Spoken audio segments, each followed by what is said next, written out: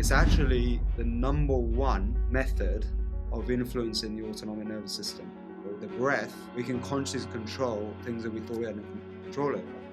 And all of this is not new stuff. This has been around for thousands of years.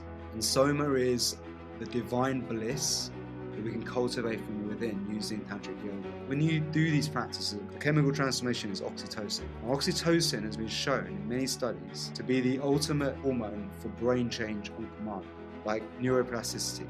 I'm going to try and recreate Vedic Soma rituals in a way that is accessible as an antidote to all the external Somas being pushed to distract us from the real truth that we can be happy from within. And the net result of everything we do is we make people naturally high, happy, and healthy. Right now, we need to be more responsible about our own lives. This is so important. Now it's time to reclaim that power.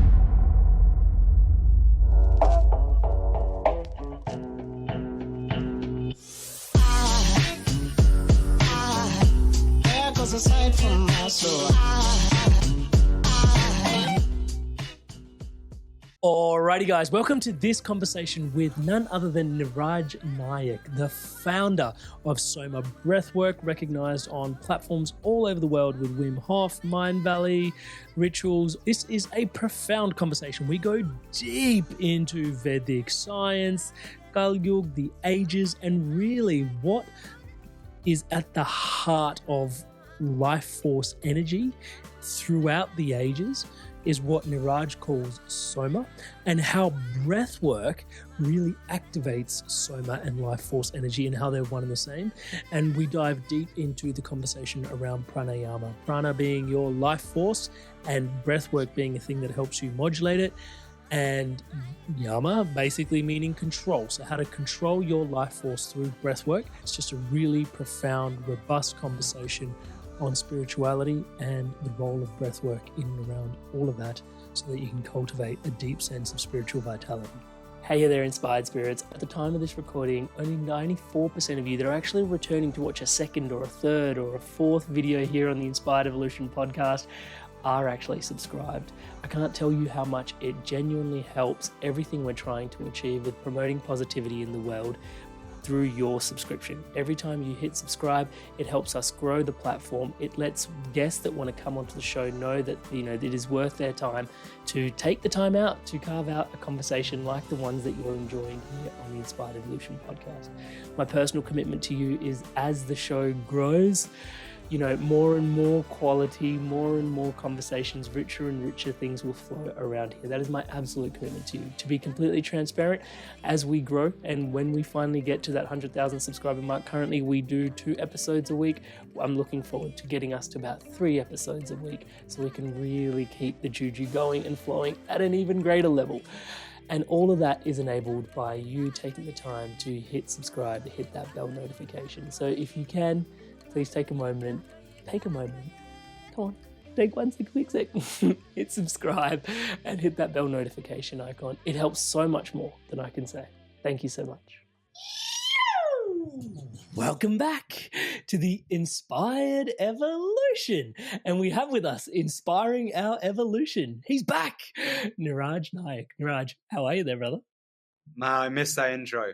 It's been a long time. It's my favourite intro of every podcast.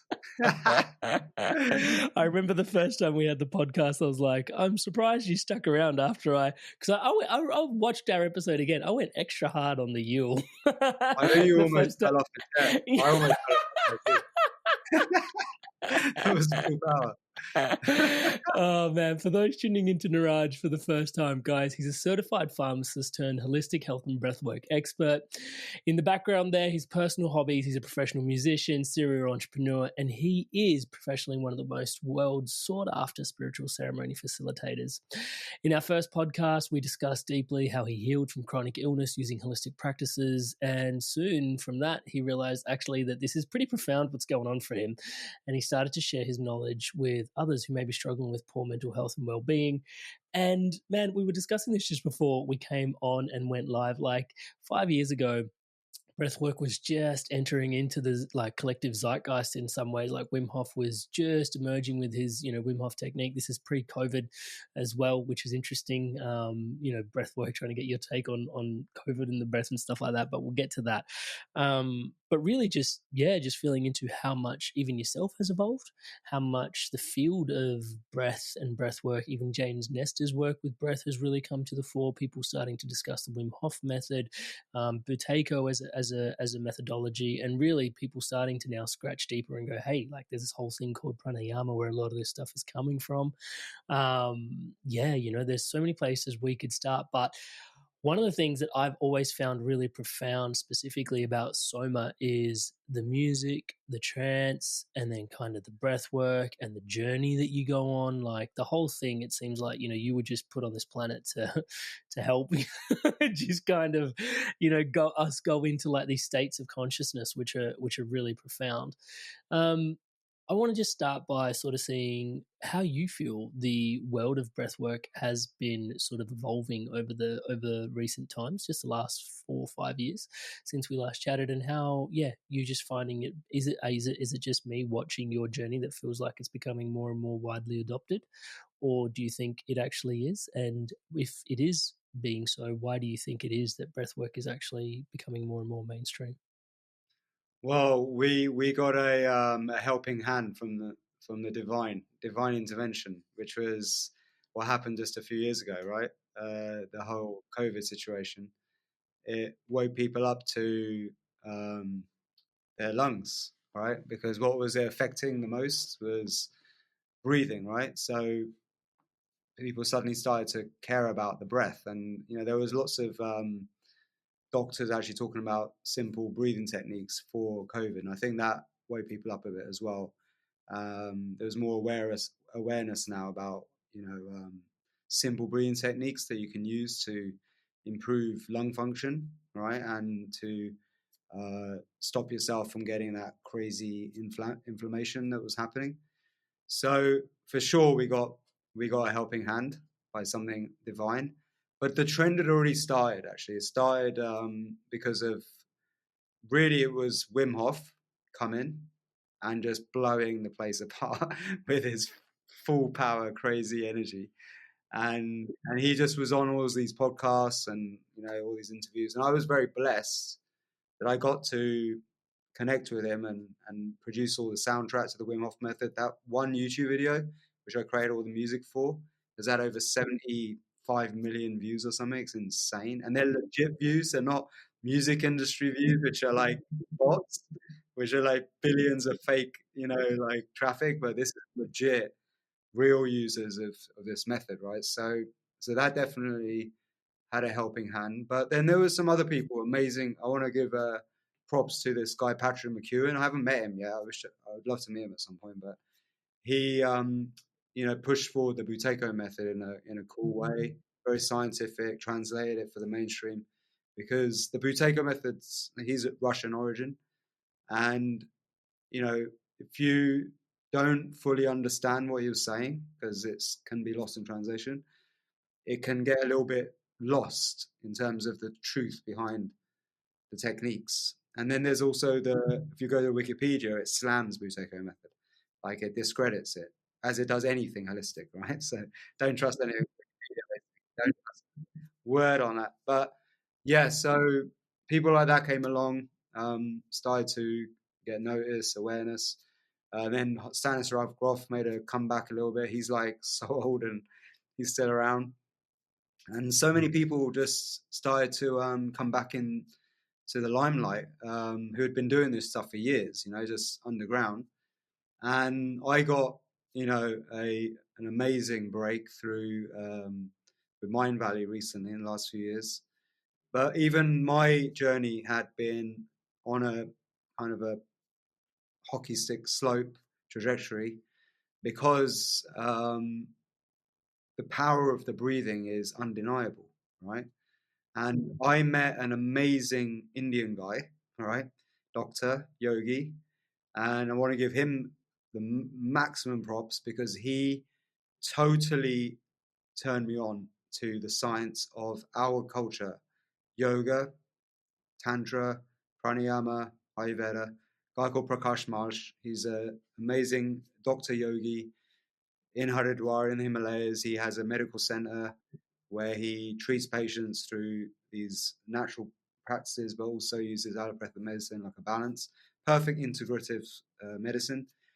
And he's a genius. He wrote a book called Medical Understanding of Yoga, which translated the sutras in such a compelling way that finally everything that the masses and aunties would be doing, their yoga practices, made sense. All the rituals, a lot of the Vedic rituals all started to make sense why we do it scientifically. So I was like very, very fortunate that I got to train with him directly. And then he came with me and we created the Soma Breath curriculum, which I believe now, because I've also studied Buteyko at deep length. Natasha's Russian. Actually, was just in Novosibirsk, just a little while ago. So I was really learning it direct from source. And then Wim Hof, spent a lot of time with him, who's an embodiment of the powers of simple techniques. Very simple stuff that he does, nothing too complicated. Anyone can learn it, right? But he's got the full power. You can see it. And then just through that experience and the fact that I'm a pharmacist, putting all that together, all those ingredients, that melting pot of experience and my passion for music, because for me, the whole reason I got into this is healing myself. And I found that just pranayama techniques without the music are not as cool as when you put the beats behind it. So I create this breathing beats thing, which took off because certain breathing techniques, when you put into a sequence with cool rhythmic music, it can take you into very profound altered states where you feel like you're channeling the divine. I believe I recreated the actual Soma ritual that they were probably doing 1,000 years ago in the golden Vedic age, So this, when I put on YouTube, started to get a lot of amazing positive feedback. And then I started to do it through Zoom, like the early days of Zoom. I started to do sessions on there every Sunday. And it just got more and more popular. And then I started doing them at all the Mind Valley events, just offshoot of the the main event. I wasn't actually a speaker or anything, or even a facilitator. I was just doing it for fun, and they started to get more popular than the main speakers events. So that caught the attention of obviously the vision and the team, and they gave me an amazing opportunity that we made a quest together. And now I don't know if you know this, they're going to do another event very soon. I don't want to reveal too much because it may be a bit secret. But they're doing another amazing event, as they always do, the best events. But it's I'm going to be the headline DJ and also one of the facilitators. So like the last Mind Valley event, I actually manifested my dream because whenever I went to Mind Valley parties, I loved them, but I was like, I can rock that stage. If put me on there, it will be next level, right? And I can get people really going for it. And so the last event, I actually ended up playing the headline in the main party, second week main party. It was absolutely off the charts. Wampa, one of the other authors, came on and did this insane drum, over my tribal house stuff, and the place just went off. Like it was like nothing I've seen before at my Mind Valley event. So then obviously Vision's like, right, now you're playing at every single party. We had, how it is, you got a baby, right? So a baby already was not sleeping. So I wasn't sleeping and I was playing every single night, every single Vision, private party and official party. So I had zero sleep the whole 3 weeks. I was running on pure adrenaline and oxytocin from the baby and all these positive hormones. And then boom, straight after that, I had to do a retreat in Austria with 30 people, took them for a full transformation. But whilst being the sickest, illest I've ever been, crazy, like bad, I was just not well. I had like crazy bad flu, and managed to do this whole event with them. And then I just slept in Mexico. Then I flew out to Mexico to do a whole thing at Nomad Hotel in Tulum. I was a resident where we did more sessions. And then me and Emily Fletcher partnered up. I don't know if you know Emily Fletcher. On my birthday, she's amazing, and we ended up doing a full-on tantric self-pleasure manifesting orgasmic ritual together on my birthday with like 40 amazing people who flew in from all over the world. And then that's where I was like thinking, shit, I'm like I'm a DJ, but not really a DJ. I'm a BJ. I'm a breath jockey instead of a jockey.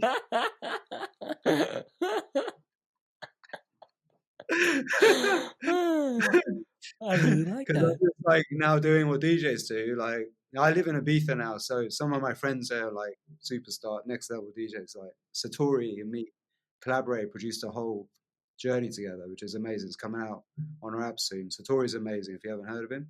Next level producer. So, but then just being here, I've now managed to like for my own music get noticed by some amazing managers. I've got a really cool management team. So I've got some signings to some big labels. So we're going to make Soma Breath music super cool, get it recognized. And then I'm going to probably do some breath rave tours, taking what I do on tour and we train instructors, right? So we've got over 2,500 instructors now. So we actually have, if you think about it, we have over 2,000 instructors out there with all my music and soundtracks out there running their own breath ceremonies and breath waves. And it's just incredible to think that when we last spoke, which wasn't that long ago, 5 years, I had 0 instructors. I didn't even have a brand yet. We didn't even have a seminar brand. I wasn't even on Mind Valley. So the accelerate, the question you asked, like what's happening in terms of trend, it's unstoppable, man. Because everyone breathes. Everyone's got a pair of lungs, right? We all breathe. It's something that affects all of us, and it's actually the number one method of influencing the autonomic nervous system consciously, which we've been told we don't have conscious control over. But with the breath, we can consciously control things that we thought we had no control over. And all of this is not new stuff. This has been around for 1,000 years. And I'm so blessed, thank you so much, that being Indian is actually cool, right? And we actually have a wealth of knowledge accessible to us. And it's amazing. Like, I'm so grateful for that. So I've been really going super deep into Tantra, into all of the Yoga Sutras, the Vedic texts, the Nada Yoga, which is the entire literature on music and sound, mantra.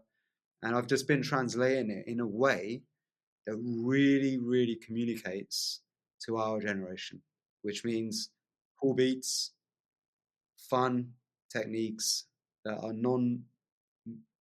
too complicated, easy, but exciting to do. That makes people really look forward to doing it, and they want to tell their mates about it. Yeah, so that's what's going on. And my thing is really, we have to start young. We need the kids doing this stuff, right? Because we don't get given a manual when we're born. Right? We maybe have like a natural innate way of breathing, which is probably healthy, but over years of development and conditioning and stress, we pick up bad breathing habits. And it's those bad breathing habits because of unconscious breathing, because the reptilian brain that's on high alert and stressed out takes control and starts to breathe for us as though we're going to battle every day, which for a lot of us unconsciously, we feel like we're having a fight every single day against reality. A lot of people's existence is a constant battle against reality, right? So with the breath, you can kind of put the brakes down, stop the nervous system from over, stressing yourself, and you can actually breathe better and more in a calm way and start to make better quality decisions. Because actually, I think a lot of the problems in the world come from irrational decision making, right? Under stress.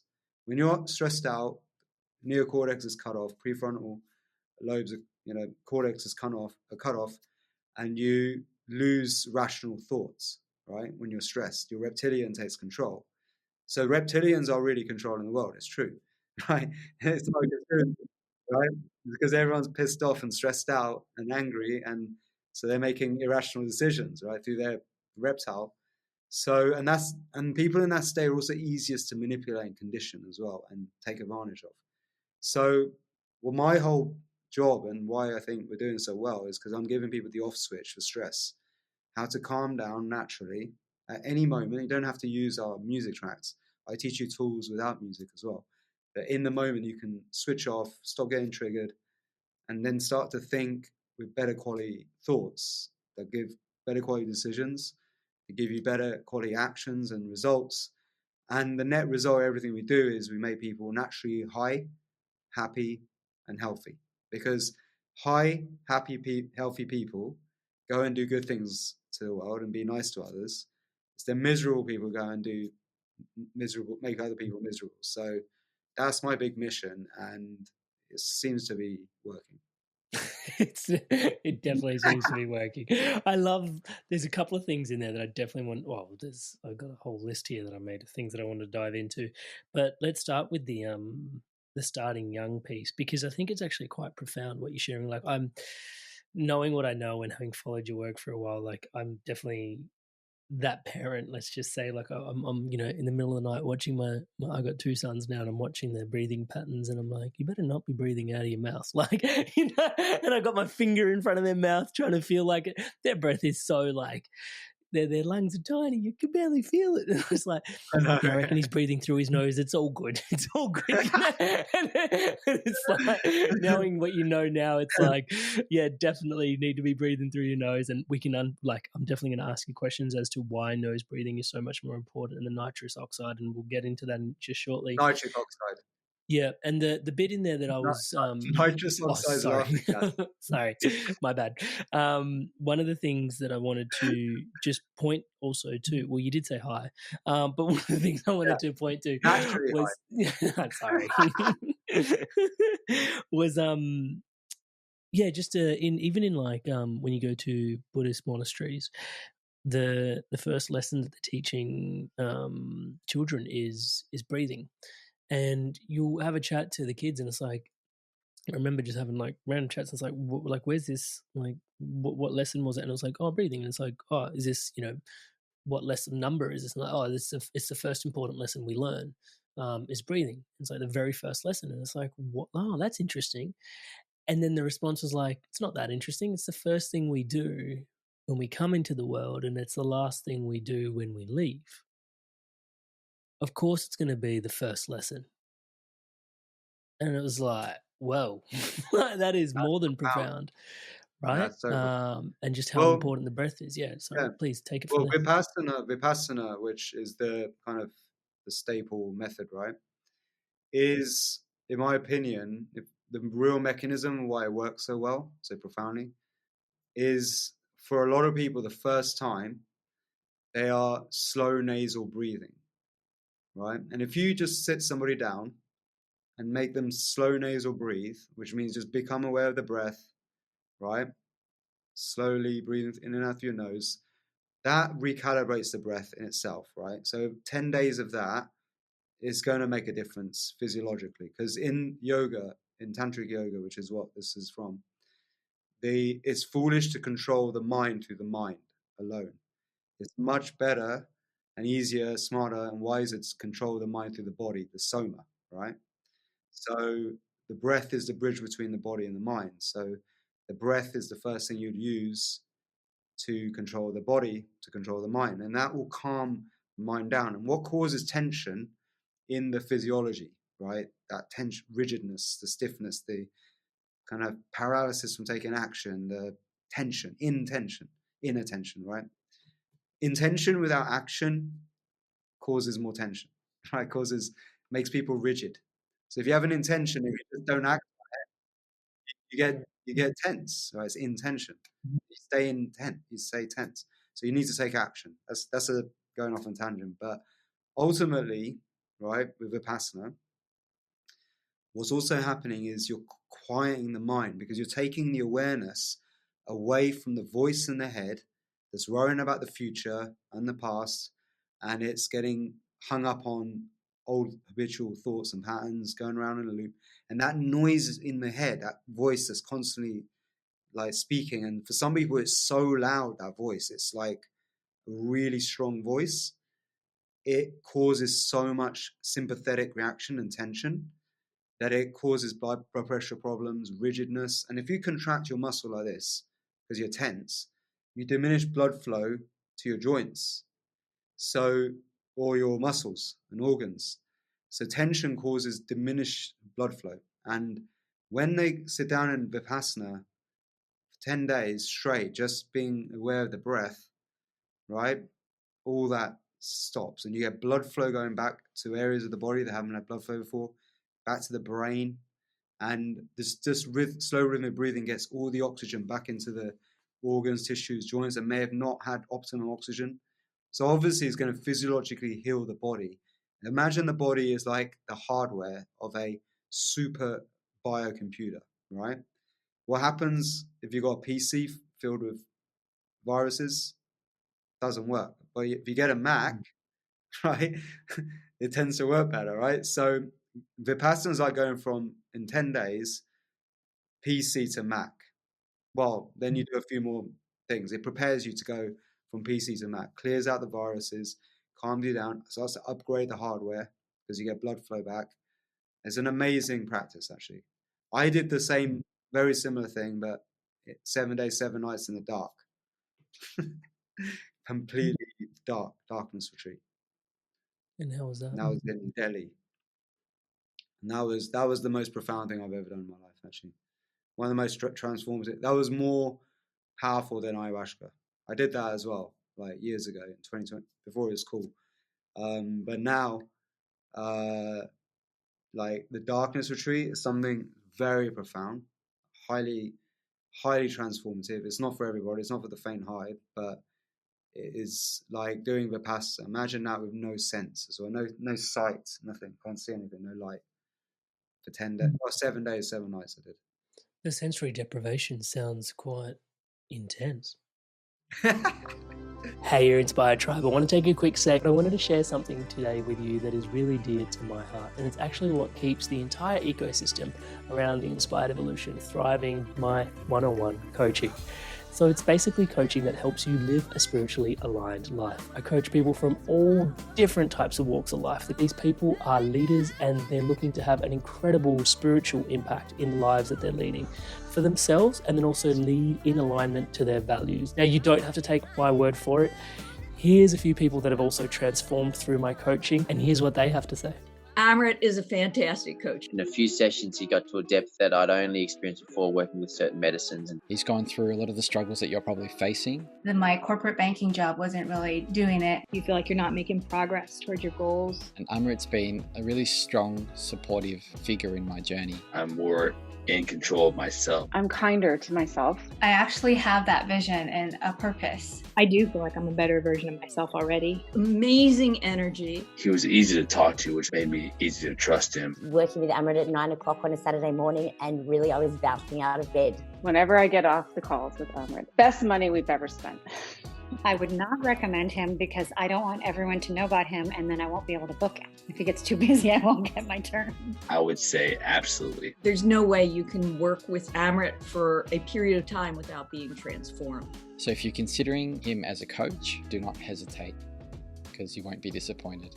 As you guys can see, there's a lot of people all over the world from all these different corners experiencing incredible transformations. I don't think, if I can say humbly myself, that there is anything quite like this somewhere else online. Most people that, have channels that, grow and grow and grow don't really focus on one-to-one offerings. I have just found that it is the most profound space where you can bring yourself in a private container and really just share what's going on for yourself. And if you want to book in for that call with me, touch base, it's www.amrit.coach/life. That's www.amrit.coach/life. There is a link in the show notes below to book in that call.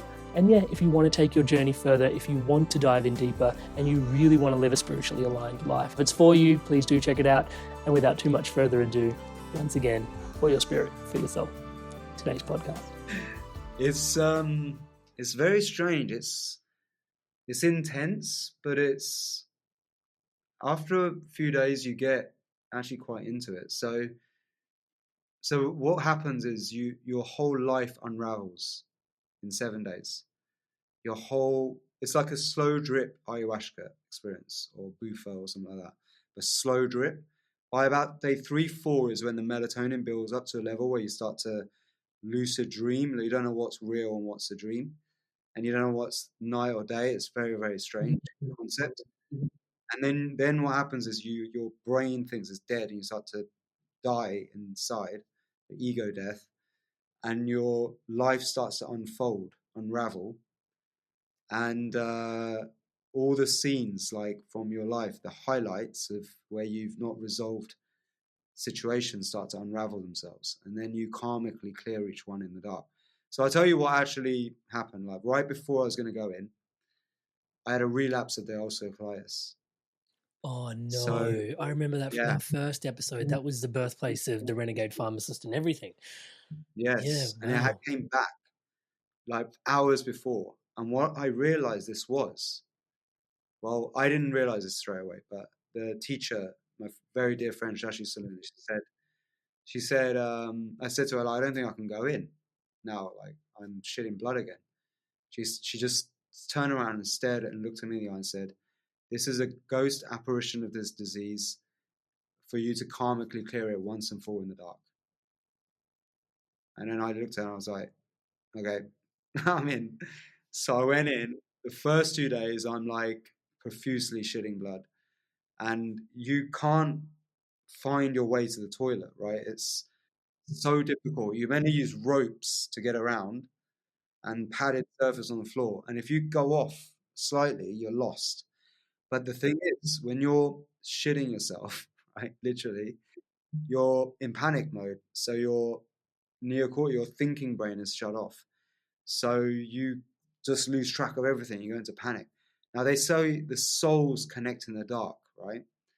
They meet you in the dark. The right soul will connect. So it's a group thing. Okay, so there was this one lady who happens to be a functional medical specialist, one of the top ones in Arizona, and her specialty is gut health. So bizarre. And she kept finding me in the dark and taking me to the toilet. Can you believe that? We're like brother and sister now. We're like super close. So strange, right? So Dr. Judy.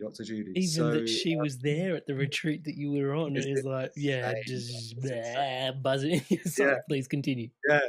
And then after a few days, like I thought I was going to maybe even die in there. It was that intense, the comeback. But then 3 days into it, like I started to have the transformation started to happen, like when the life starts unraveling. And she's doing these very powerful like tantric breath practices to lead us through this journey.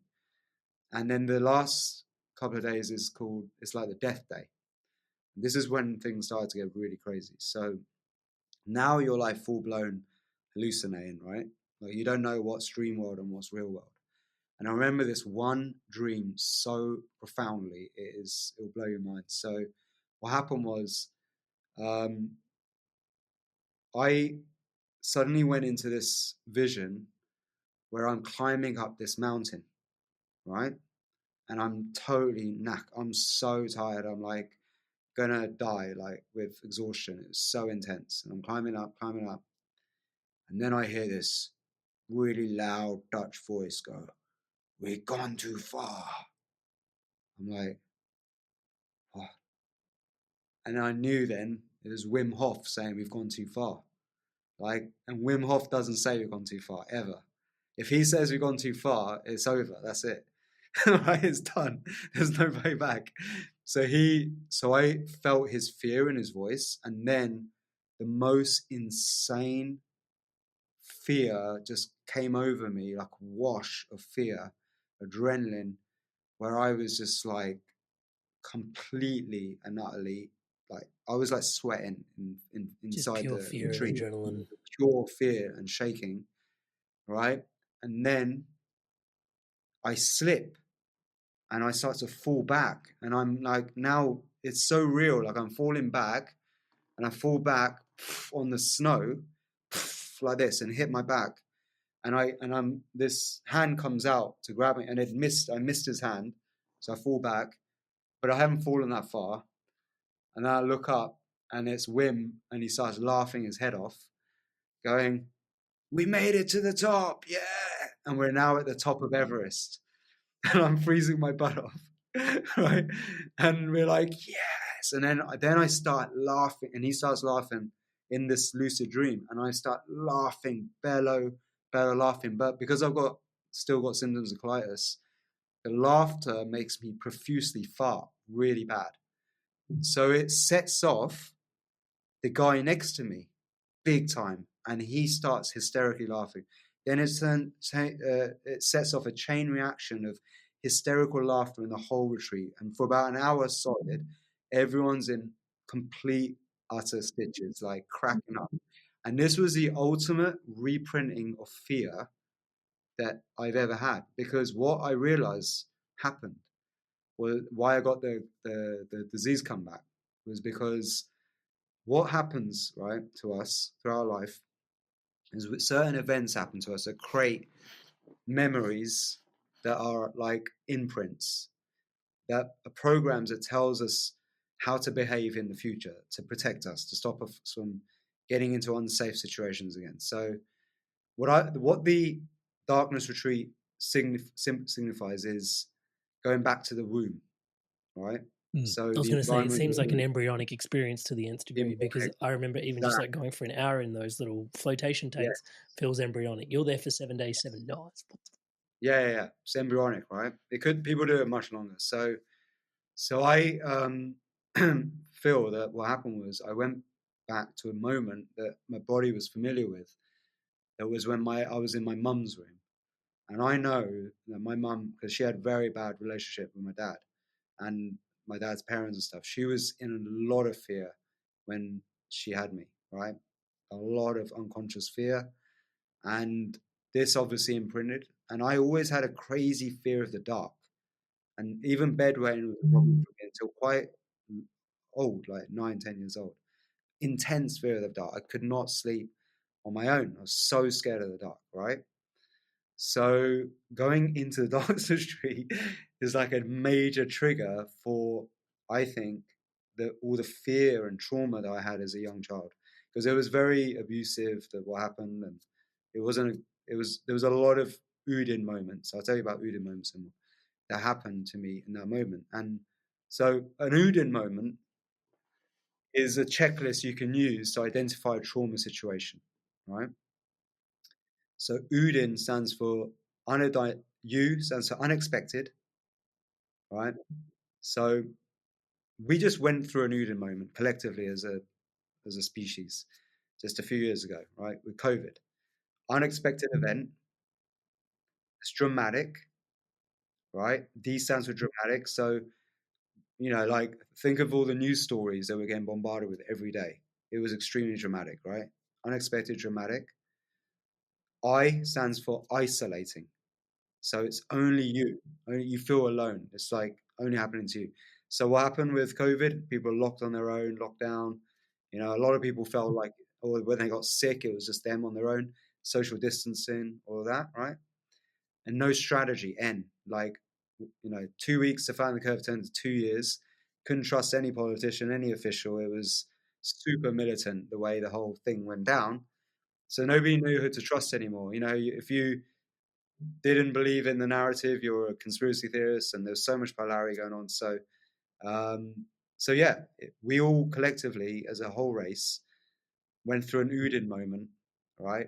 And these are dramatic memories that create imprints in our somatic computers, our hardwares, that will create patterns of behavior that may not be desirable later on in life, to the point it could be disease, right? So so early childhood Udin moments, the first 7 years, have a serious impact on later life. They're the logic board programs that get installed in our hardware that never shift. They hardly leave us unless you do very advanced tantric breathwork techniques like what we do. So going back into the darkness, it kind of reminded me of that previous unconsciously, my somatic intelligence, of the womb situation, right? And my fear of the dark and all of that, and the layers of imprint since then. And it made me shit myself, literally. So then I went in the dark, and fear is what autoimmune is. Mostly fear manifests as disease. A lot of people's autoimmune conditions is fear manifests as disease, unresolved fear. Fear is one of the main emotions that will be triggered by a Udin moment, like uncontrolled fear, unresolved fear, that has really made a karmic imprint in us.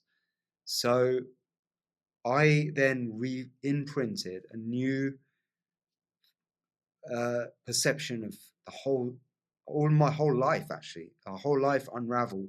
I karmically cleared all these situations. And then with that intense laughter and crazy hallucinations with Wim Hof, it like reformatted my whole concept of fear. Because I was going to ask there just for a sec, like, is that something that you consciously did, or was it something that innately happened? Innately happened. But the process that she led us through got us to that point as well. Because every single Tibetan Tantric breathing technique and yogic practice and all the mantras we were singing all gets you to this very psychedelic point of unraveling of your life, you know, where your melatonin is produced at such a high rate, everything starts to unfold. And and then when I got out of the retreat, I was back to normal, to the astonishment of everybody.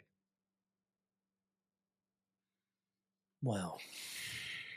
And I haven't had, touch wood, a symptom since. Man, that is so profound, you sharing that. Thank you so much for going there with us. Like, even just the way you describe, like, even just the whole embryonic experience and watching just how it was a necessary part of your process to go back and resolve and heal and understand where things came from, and the amount of trust and surrender that takes, bro. Like, I can't even. The Soma breath is now a thing because of that. So all of that, all of the lessons I learned from that is what ended up becoming, part of the framework of our techniques and courses. I can imagine. So a lot of things manifest. I do want to talk about, and it's going to be a bit of a, understanding Soma somatic, and we'll get there, and also pranayama and the different things that are available in the world. But we've touched on this a little bit, and I love what you described. Well, I don't love Udin moments, but I love what you've described about the word Udin, because I think it gives us a real, it's diagnostic. It's actually really useful to have that, I think. So I love that aspect of it, I guess, just having a diagnostic I'll give my props tool. to Dan Lustig for teaching me that. He's one of the top autoimmune therapists, like helping to resolve that, and he's from Israel. So he gave me that checklist, but I've now applied that to the more therapeutic side of Soma breath, where we help resolve these situations. But it gave me a lot of clarity as well. Yeah, because what I was going to ask, well, I was going to just share this with you, because normally I wouldn't have a riff on this, but because it's you and I, just leveraging the friendship. It's like, what do you like? Because I've been, well, it's an interesting space to be in, because I don't know if you probably are aware, the birth of the age of the Aquarius is what they've recently said happened just before we went into COVID. Aquarius is an air sign. And then we're hit with this collective thing, which is like COVID. And I'm kind of using the opportunity in the conversation where you've described how, like, your ulcerative colitis and like the challenge of like having to heal that before you go into the next wave of your collective evolution, and how that births Soma and everything. As collectively we've moved from, one age to another, having this respiratory thing rear its head, and then for us to like, was it potentially an opportunity for us to heal, shift, evolve, like through the whole thing? Like, what is your awareness around the transition through COVID, air, breath, and the age of Aquarius that we moved into around the same time? Well, The system of ages that I draw from is very different because we go back to Kali Yuga and and so we don't. Yeah, agreed. Totally. I'm more aligned with that. And there's an amazing article, right, on Graham Hancock's website, right, on his blog, and it's by Bibu Dev Misra. So give my props to him. And it's called "The End of the Kali Yuga in 2025: Unraveling the Mysteries of the Yuga Cycle." I think is it really happening? Sorry, I have to jump in there because I do want you to explain it, because everyone has a different date for when the end of Kali Yuga is happening. I think he's figured it out. I really think he's figured it out, and he's written this in 2012, right? So long time ago, right? I think he's nailed it, because I think there's a lot of things from all the research I've been doing. Something's big's happening in 2025. That's come from different sources, and you can see what's going on in the world, right? There's a shift, major shift, but the ages isn't the way we think it is. The way the ages work. Think of the vibration. Think of law of vibration. What happens with waves? It's a wave, right? So is the universe. Okay, so it's like this. It's popular. The Yuga cycles match the growth of populations, right? So we start with Satya Yuga, which is the golden age, where there's very few people on the planet. Everyone lives in harmony with nature, and we are like gods on earth. We live for very long periods of time. We're much bigger, stronger, healthier and more resilient to everything, nature. We're wise, we're in tune. We're literally like gods on the planet, right? And then, this is actually the time of Soma as well, when people are addicted to the substance called Soma. They're all reveling in ecstasy all the time. Then the Soma starts running out, believe it or not. And that's when they all freak out. And when they freak out, right, because their Soma's running out, because it gives them immortality, it gives them bliss, it gives them everything, right?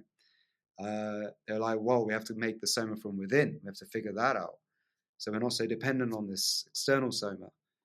And that's the birthplace of Tantric yoga, okay? But this is all happening as population starts to grow. And then we move into the next age, which is Treta Yuga, which is the silver age, okay? And this is now where population is a bit bigger, and it becomes more organized into kingships and more like kind of agriculture. And this is more like moving away now from spirits of nature, right? Then we move into Dwarapa Yuga, which is the Bronze Age. And here, there's even bigger population, much bigger. And think, when there's larger groups of people to manage, chaos is more likely to happen, right? So the more populations grow, it's harder to control or harder to keep harmony, right? Small groups of people are easy to create a harmony, and communism and socialism works with small, tiny groups of people, right? Doesn't work so well when you try and spread out over big populations, as we've seen through history. So we have Dwarapa Yuga, and then we have the next phase, which is Kali Yuga, where the population's really expanded, grown, and this is the dark ages, right? But it then shifts back, right? Population starts to creep back down again to Dwarapa Yuga, because there's a wave. So it goes then Dwarapa, and then will go back to Treta, and then it'll go back to Satyug later on. So it's a wave, it's a circle of life. Just keep going through the ages like that. Make sense? Yeah, it does. Yeah, and it lines up with being Sikh by faith. It's kind of what we also But if you want to go there, I can go on a little bit more about this. So the problem with the age shifts is, right, that the age always tends to coincide with a great cataclysmic shift as well that shakes the planet. Usually some kind of divine act of nature, like a meteorite or some crazy event like maybe a nuclear bomb, who knows, that shakes up the planet. So there's always some cataclysmic event that coincides, according to these texts, with the turning of the ages. Yeah. So in 2025, we're going to be careful what's going to happen. I mean, look what everyone's talking about happening right now. It's almost like we're reliving the Mahabharata war, where Krishna tells Arjuna, that's it, the world's gone too crazy. Blow up, press the button and blow it up. Do you know what I mean? Start again. Yeah. You've mentioned I hope it doesn't go that way.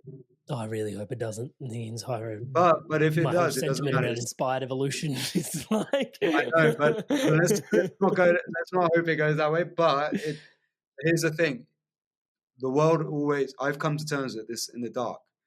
That life is like that, right? That there's a yin and yang. Somewhere in the middle, there'll be like a kind of a grayish color that hopefully the world will move into. I believe it's rainbow, but please continue. Yeah. Like the blending of black and white, But whenever the world goes, or anything, your life goes to the dark. Life is a pendulum. It really is. It's not like a box of chocolates. It's like a pendulum, right? Where whenever it shifts to the dark, it will always shift in an equal opposite direction to the light, and vice versa. Life is a pendulum. We have to be okay with suffering. We have to come to terms with it's not always going to be rosy. Life is all about suffering, and from suffering actually comes some of the greatest insights and values and greatest works of art, literature, science, evolution. Inspired evolution, actually, to be honest, the most inspired evolution comes from often the deepest suffering. If you think of the things that shifted humanity the most, right, quite often it came from a period of suffering or going in to try and solve a problem, right? And so we have to embrace the dark, right? We have to understand it. We have to dance with the dark, because that's actually enlightenment, is when you can come to terms with this is the state of existence. And when you take a step back from it and you see it as that, right, you don't get too caught up in the drama, right? You don't get too, you don't take it so seriously, life so seriously anymore. Some people take life way too seriously and they get way caught up in the drama. And I used to do that actually years ago. I used to get way too caught up in the drama and get angry and frustrated and want to change the system and corruption and then I realized actually that's not really fun and I'm getting sick. And Buddha says, if you hold on to anger, fire, the only one getting burnt is yourself. So I've really learned to let go a lot of that, the control, have more compassion and about myself and the world and people, and be more tolerant and see, both sides of the stories and the yin and the yang, and just realize that it's just a dance between light and dark. It's inevitably going to happen. Yeah, it's something that you see. Well, old mate Joseph Campbell did a good job of putting the hero's journey together, and it's something I just see, having interviewed through the Inspired Evolution 2 episodes a week, go out, and individuals such as yourself doing amazing work for the world. And just as you described it, the ulcerative colitis, and the time spent in the dark, and then from there comes the birthplace of so it's like consistently you see challenges. People's greatest gifts come from their greatest challenges, and it's like, what why does it have to be that way? And it's just like, but nonetheless, even myself, meditation teacher, came from 6 years of depression. Helping people live in alignment to their purpose and their spirituality came from being completely misaligned for 7 years, and just literally all the challenges that came from that. So the awareness is it's helpful to have the awareness, I guess, to some degree, that even as you're going through your challenges, that there is, something greater being birthed through those challenges. And I think that's what you're speaking to around the ages as well. Man, I wanted to sort of touch there, because as you started discussing the ages, you also mentioned Soma and its evolution through the ages in some way. We started there. You didn't complete the cycle, but nonetheless, I think it gave us a taste and a gist for, just what you mean by Soma. But I think there's an opportunity for us to, and I don't hate, but I don't want to bog it down in semantics, but yeah, just what the word Soma means to you in and around everything and where you've drawn it from. And then also leveraging that back to nowadays, there's a lot of talk around somatic like work and how it's like in the body. And you mentioned this earlier in the conversation. It's like the best way to control the mind isn't actually through the mind, it's through the body. And, like Soma and then somatic and just, yeah, like if you can, I'll just leave you there and you can take it. Yeah. So Soma has many meanings to me, right? So first time I heard about Soma was my Swami told me there was 50,000 references to this substance in the Rig Veda that the rishis used to take. She told me that legend, that story. And I got me fascinated. I was like, what? They're all getting high? Cool. And so that got me curious about what is Soma. And then years and years ago, Joe Rogan did a whole thing on Jesus was a mushroom. And then there was a whole load of documentaries on the theory that Jesus, because they discovered the Dead Sea Scrolls, was a mushroom cult, and that they would use mushrooms to get into the ecstatic states, and that actually most religions were just psychedelic cults. And what they did was they put stories that were really metaphors of these cults in the Bible, and so it was mistranslated into thinking it was a real human being, or it was changed to make people believe that. So there was this whole thing because the original shamans from Russia, Siberia, where my wife's from, that's an interesting Soma story too, how I met in Russia. So what happened was, so Siberian shamans, I went to Siberia just now. They make all these concoctions from this mushroom called Amanita muscarina, right? And the Amanita muscarina, if you look at it, and I saw it in the wild, it grows and it creates like a grail-like shape, right? And there's the morning dew in the middle of it that collects. And if you drink that morning dew, you get pretty high off it, right?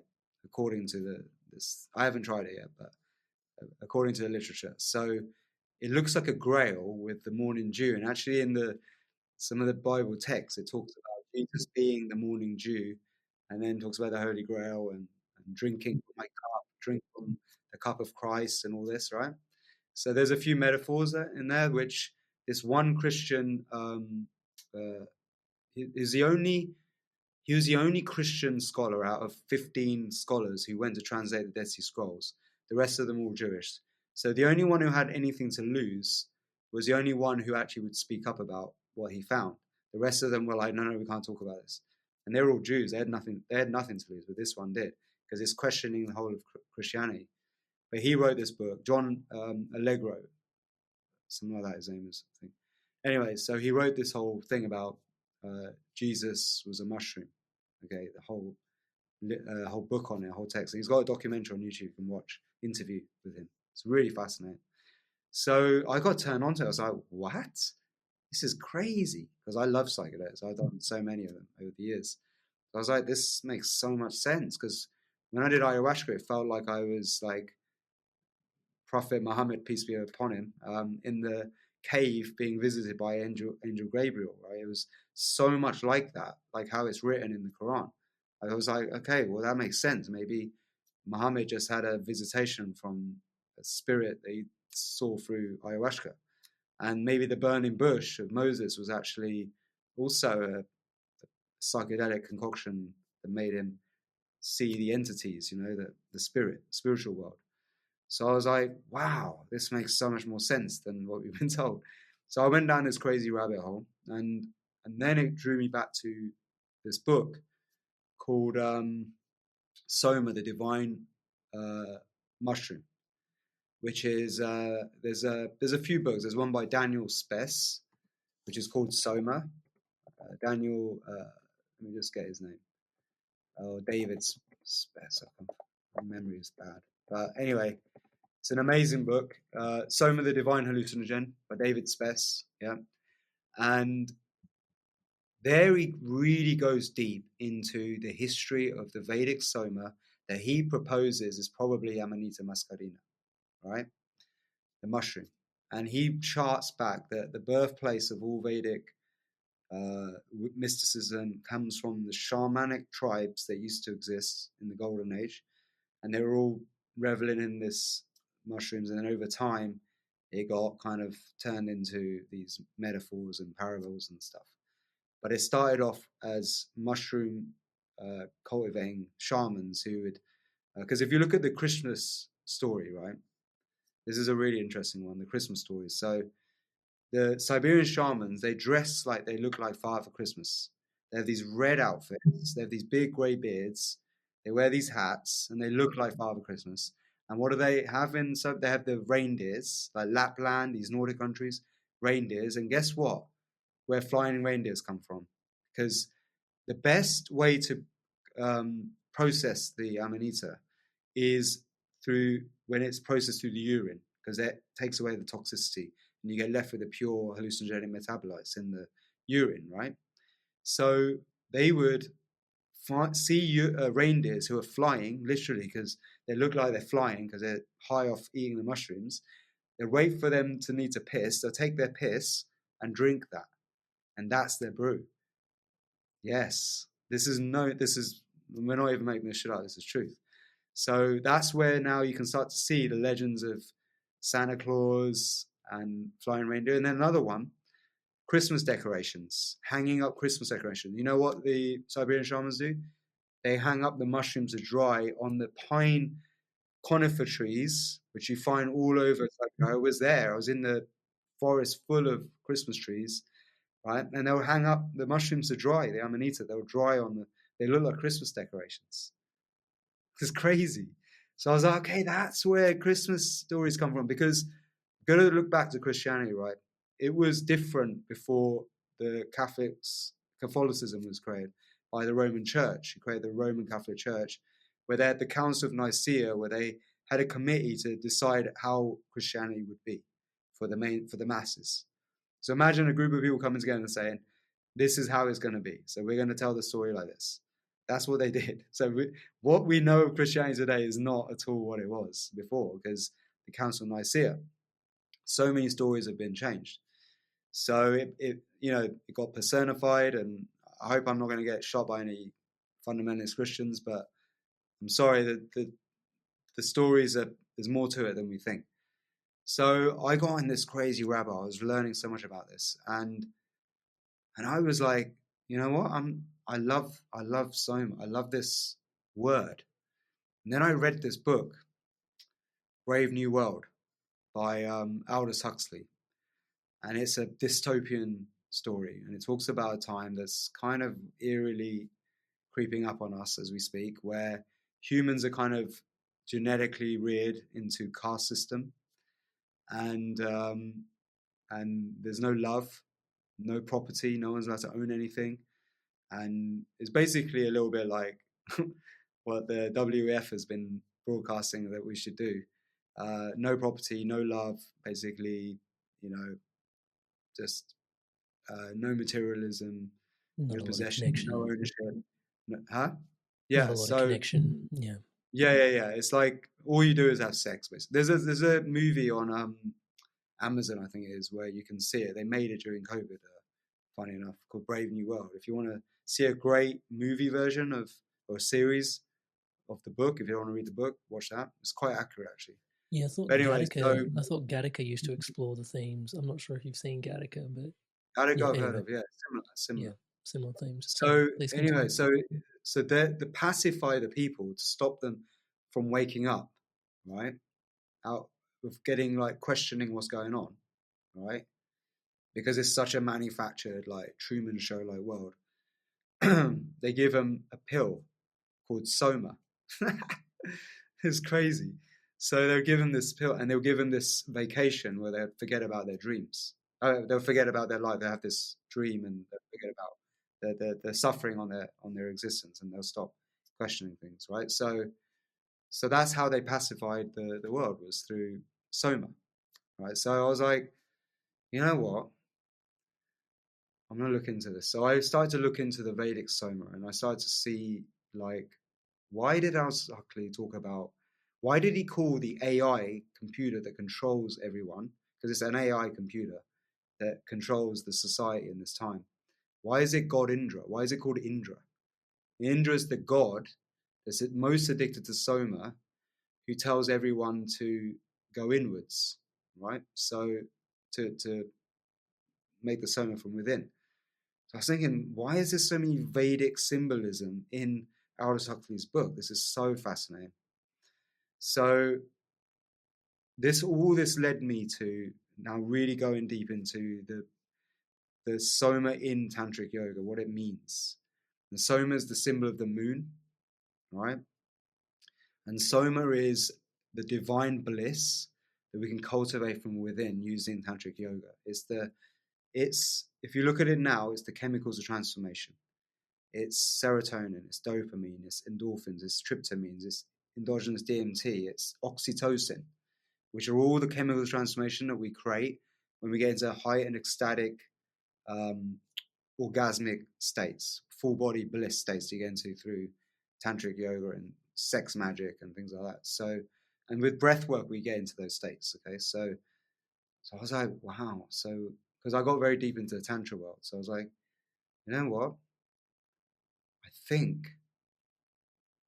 I'm going to try and recreate the Vedic Soma rituals that they used to get high off their own supply, but in a way that is accessible as an antidote to all the external somas that are going on right now, that they're being pushed to distract us from what's going on, the truth, the real truth, that we can be happy from within, right? Because the TV, media, Instagram, advertising, the news, all of the drugs, recreational drugs, prescription meds, all of these things are distractions.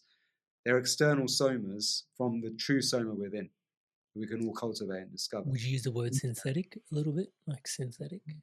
Yes, they're all manufactured, right, to distract us, not intentionally even.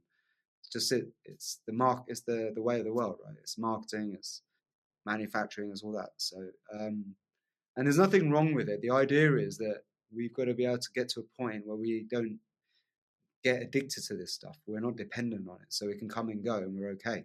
But when you get obsessed with stuff, I know people have gone and done ayahuasca 500 times, and they're still the same person as they was before they went in the first time, right?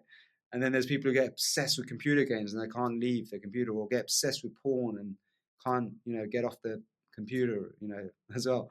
So there's so many distractions people get into. I was there, man. I've been there, so I know what it's like, So, and I'm still hooked on gadgets and Instagram and content and all this still, but it's a hard one to break. But I'm trying really hard to be more in my body and more in control of that state we can all have. So I also realized that Tantra yoga is also, when you do these practices of coming home within, the product of the chemical transformation is oxytocin, the main one. Now, oxytocin has been shown in many studies to be the ultimate hormone for brain change on command, like neuroplasticity, right? So the fastest way, if you want to change your brain, right, and to manifest, is to have full power orgasms, right? And then do your manifesting ritual, okay? So that's basically sex magic. So I realized also with breath work, we can create these states as well. By mimicking what we do in tantric sex, we can do it without having to have a partner. We can do it with ourselves and get into similar orgasmic states just with the breath. So what happened is a turn of many different events happened. But one of the big turning points was when I was living with Wim Hof in his house and we produced the Wim Hof soundtrack. I went into the garden one day and it was almost like magic. This was because I hadn't seen this since, but all over his garden, suddenly one morning, when I got up, was Amanita growing in his garden, all the red and white toadstools. And this was around the time when I was like, I'm going to do something with Soma. In my head, I was like, Soma, channel me. Yeah, right? Yeah. And I saw these Amanitas. You set the intention and it was anchored, yeah. Crazy. I was like, whoa, I got to go and show Wim this. I wonder if he knows what it is. So I went and grabbed it, one of them, And I go over to him and I'm like, hey, you know what this is? This could be the Soma, the Vedic Soma. And he looked at me and I said, you know, this gets you into these, you can connect to God and all this. And he goes, we don't need that anymore. I was like, yeah? And he goes, let me show you. And then he did this crazy, with the new music I produced, we went full power and we did this insane, crazy, like holotropic like breathwork ceremony with him being a drum, going wild. And I had a full-on cosmic voyage. It was off the charts, bro. It was crazy. I want to know where you voyaged to be honest, man. Please continue. Wild. And I was like, okay, yes, we can do it with the breath. It's possible. So that was a huge inspiration, right, when that happened. And then I realized actually it's already been happening. Holotropic, rebirthing. It's what it does, right? They do this. Then I went into Tantric yoga, the way you do in Tantric yoga, which is, so I went to live with a bunch of Tantrikas. This was around the time, then Darkness Retreat, living with Tantrikas. It was around this whole journey at this point where I started to get really deep into Tantra using Ashwini Mudra. Ashwini Mudra is where you contract the sphincter muscles up and let go, and you breathe like you're breathing through your sphincter and letting go in a rhythm. And I realized that with rhythmic breathing, perfect rhythmic breathing, we create this inner coherent state. And with the Ashwini Mudra, constant pulsing of this, we amplify this bliss. And this whole process, if it's done rhythmically with a beat, is way more powerful rather than just any old rhythm. So I was like, whoa, I got music. I can put rhythmic breathing to the music that I've made, which has got continuous beat, 120 beats per minute is the most in tune with our natural biorhythms, 120 BPM. Believe it or not, most music that has been in the top 10 charts over the last 30 years, they did a study on this, is on an average tempo of around 120 BPM. No shit. And if you go to any music software, it's always set default 120 BPM. So there's something about 120. So I make a lot of my Soma breath tracks at 120. Afro house is my big thing. I'm really quite doing well in that. 120 BPM is usually the default tempo. Most house music is around 120, right?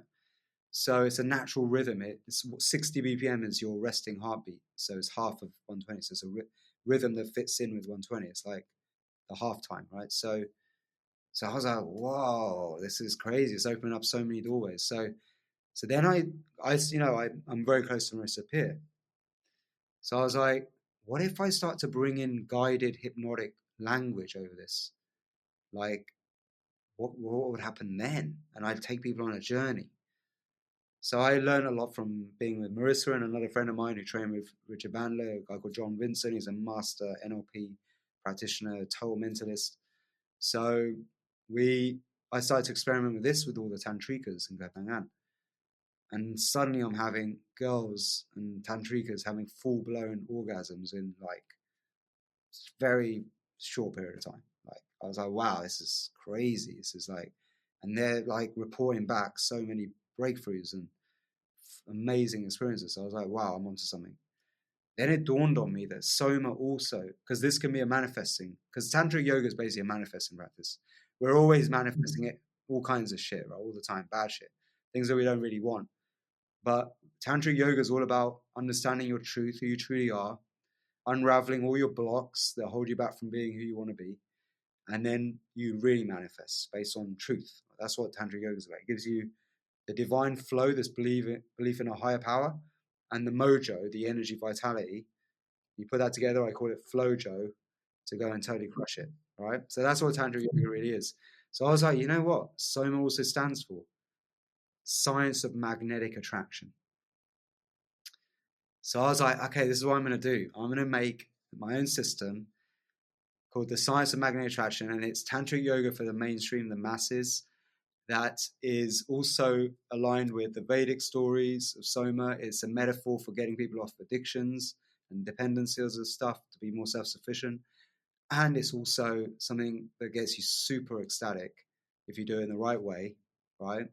the Wim Hof crazy full power way, which we did that time. And so there's many different uses, just like the original Vedic Soma. The original Vedic Soma did everything. It made you immortal. It made you have, amazing blissful experiences. It gave you power. It gave you warrior strength. It basically gave you everything. It was like Soma was the pharmaceutical industry for the rishis, right? It supposedly gave you everything. It had recreational drugs. It had prescription meds. It had the antidotes to everything. It had everlasting life. It was the holy elixir, the philosopher's stone, or whatever you call it.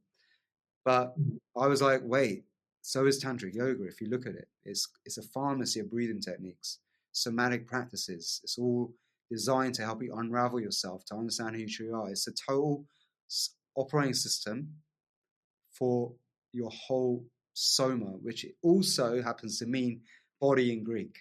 So I'm like, okay, now we're getting somewhere. The biggest mistake ever has been the separation of mind from body that Descartes made, right? Let's bring the mind and body back. The body and mind are one. We are one body, one mind, one spirit, one soul. So let's bring it all together. And that is now Soma breath. That is what we create. Man, thank you so much for explaining all of that. Yeah, so rich in terms of the inspirations behind it, all the different meanings, and how it all gets woven into and just all the different modalities that have been layered to create what is Soma breathwork today. From this particular point, breathwork, I don't really know how to approach this conversation without sounding completely lost, because part of me is a little bit lost. We've got pranayama, we've got Buteyko, we've got the Wim Hof, we've got holotropic breathing, we've got Soma breathing. I appreciate all of them individually for what they are. And some part of me, just being Indian, goes, surely they all fit under the pranayama umbrella, just because everything fits under an Indian umbrella at some point. But I might be completely wrong, and I'm happy to be called out for being completely wrong. So I'd love for you to sort of just stack everything for the engineer in me in order to sort of be like, kind of, this is where Buteyko lives, where Wim Hof stuff lives, and does it all live under pranayama? And even just, well, as a primary place to start that conversation is, the term pranayama, like pran being the life force energy and yama being able to control that. Even just coming into today's podcast, I was nerding out on the idea that just how, like life force doesn't necessarily have to mean breath, right? Like life force is the spark, the divine within us, right? That's your pran, that's your, divinity within. But then you've got and then you've got pranayama, and it's a lot of it is centered around breath work and just the poetry and the conflation between pran being your life force, but then also breath. And then, the natural, we're having a spiritual podcast here. So, that conflation between life force and breath and how they actually are, they seem like two different things when you look from the outside in, but it's alluded to that they're the same thing when you start to peel into pranayama.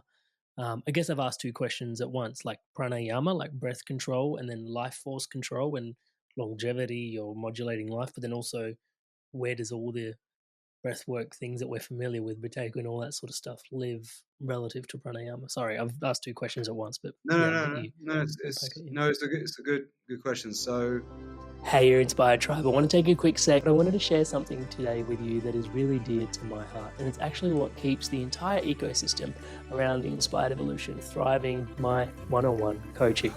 So it's basically coaching that helps you live a spiritually aligned life. I coach people from all different types of walks of life. These people are leaders and they're looking to have an incredible spiritual impact in the lives that they're leading for themselves, and then also lead in alignment to their values. Now, you don't have to take my word for it. Here's a few people that have also transformed through my coaching, and here's what they have to say.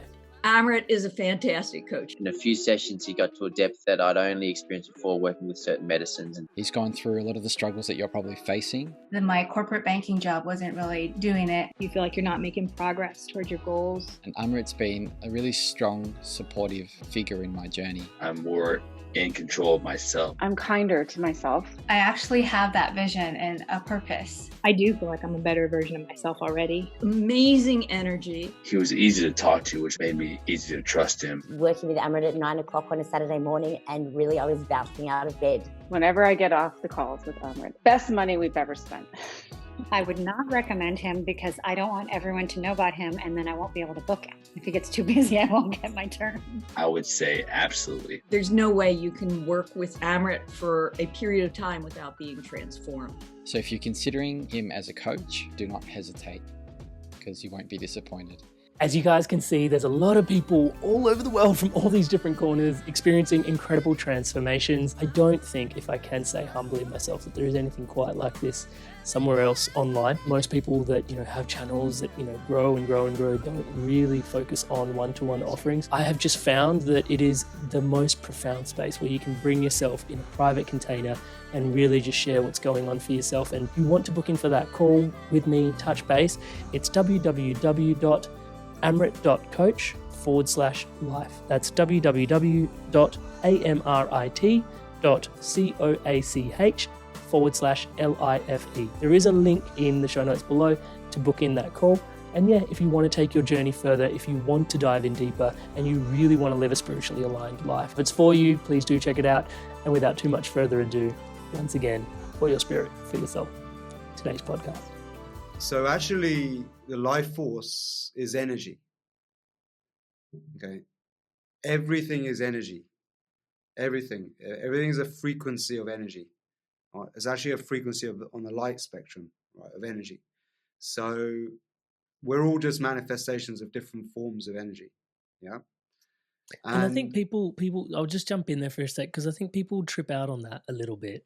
And they go, I'm not sure that is a thing. But then you go, Einstein's famous equation is E equals mc squared, which literally is that energy just is matter times a constant. Like if you just break through that constant, you just see that everything is, it's literally just like all matter is energy. Anyway, sorry, I just wanted to sort of throw that in there just to sort of, please continue. Yeah, so Hans-Peter Dürr, who is one of the students of Einstein, said actually matter is not matter and matter is energy, right? So aduality, Advaita philosophy, which is this aduality, this matter and energy are the same thing, right? There's no separation. And Advaita philosophy is the original Vedic philosophy, right? And everything comes from that. So it's a belief system that everything is energy, it's a vibration.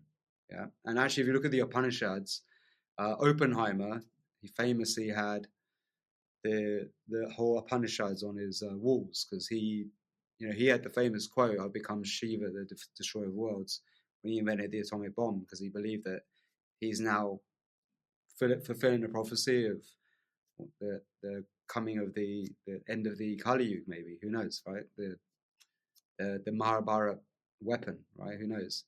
So so everything is energy. Let's say energy is matter. E equals M is more accurate, to be honest. E equals M. So with that said, pranayama actually means energy control. Prana means energy, yama means control. How do we produce energy in the body? Breathing. You breathe in, oxygen comes in to your red blood cells. The red blood cells transports the oxygen to where it needs to go, drops it off, and the reaction that goes on inside your internal combustion engines, just like what goes on in your car engines, like oxygen burns fuel to produce ATP energy, water, and sugar, right? And the ATP energy is this photonic light force energy. Albert Pop, I think, he said that we're all just biophotonic light engines, light beings, because ATP is like a photonic light engine, biophotons. So that's how we produce. It's how we produce energy in the body. It's through breathing. So in a way, it's right, but actually, breath isn't the life force, it's the mechanism for creating life force. The life force also has various different intensities in the body. There's a life force, just general functions of life, but then there's the intensified, like kind of stored life force that comes from sexual energy. That's stored deep in the nervous system, in the what they call Kundalini life force energy, which stays asleep in a lot of people, but through certain techniques, breathing techniques, sexual techniques, rhythmic breathing, Ashwini mudra, breath holds, breath retentions, we can activate this life force energy that's dormant, that's stored, and take it up and actually cultivate and use it for higher pursuit. And that's the real art of Tantric yoga, is sublimating and transmuting life force energy that's stored in the sex for a higher purpose. And that life force then will energize and cleanse and soothe all the other sources of life force that needs maybe more prana. And then prana has many levels. So there's the prana in our physical realm, this physical body realm. But then there's, remember, we're also majority bacteria. So there's the prana of your bacteria, your microbiome, right?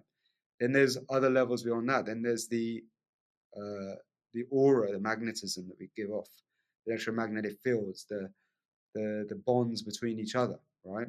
So there's like kind of constructive prana, like when you meet two people who really connect, and you feel it and you feel connected, and you go and make crazy magic happen, right? That's constructive interference, right? But then you have destructive interference, is when two people, I know you're the nicest guy ever on the planet, but I'm sure there's sometimes you walk in a room and you're like, that guy's a bit off. I don't know if I want to go near him. You probably get that vibe sometimes, right? So everyone has that. We sense other people's prana, the energy, the vibration they're giving off. And actually everything that's happened to us in our life, all the belief systems that are formed of what we can have, what we can't have, creates a vibrational frequency that we broadcast out to the universe in all directions. So we need to take care of that and be mindful of what frequency broadcasting out, because whatever you broadcast out, that frequency is what we're going to call in, right? So if you want to call in cool, epic stuff, you need to broadcast out the right vibe. And that vibe comes from, again, what I was saying, naturally high, happy, healthy. I want to be around naturally high, happy, healthy people. I've been around miserable people for years. I was a pharmacist, right? I grew up in a family with broken parents, right, who hated each other.